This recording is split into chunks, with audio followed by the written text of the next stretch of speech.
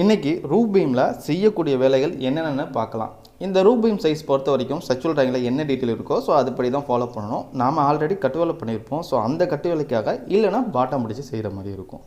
அப்புறம் இந்த பீம் சைடை பொறுத்த வரைக்கும் பீமோட உயரத்தில் ரூப் திக்னஸ் கழிச்சிட்டு பேலன்ஸ் உள்ள அளவுக்கு சைடு பலகை ஓட்டுற மாதிரி இருக்கும். அப்படியே ரூப் சென்ட்ரிங்கும் அடிச்சிடலாம். சென்ட்ரிங்கை பொறுத்த வரைக்கும் இதுதான் பேசிக்காக செய்ய வேண்டிய விஷயம். மற்றபடி எல்லா வீடியோன்னு சொல்கிறது தான் பீம் டிராயிங்கில் உள்ள மாதிரி ராடு கரெக்டாக போகிறது, பீம் ராடை கிங்க் அடித்து காலத்துக்குள்ளே எடுத்து போகிறது, பீமோட ரெண்டு சைடும் டாப் ராடையும் பாட்டம் ராடையும் எல் அடிக்கிறது, லாப்பிங்கை பொறுத்த வரைக்கும் டாப்பில் சென்டர்லையும் பாட்டமில் சப்போர்ட்லையும் கொடுக்குறது, கட்டைல்மெண்ட் ராடு டிராயிங்கில் உள்ள மாதிரி கொடுக்குறது.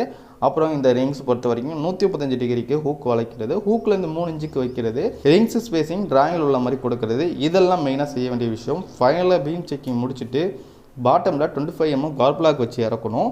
இதுதான் பீமில் செய்ய வேண்டிய வேலைகள். நீங்களும் உங்கள் பில்டிங்க்கு இந்த மாதிரி ஃபாலோ பண்ணி கொண்டு போங்க. ஒர்க்கு குவாலிட்டியாக இருக்கும். நன்றி, வணக்கம்.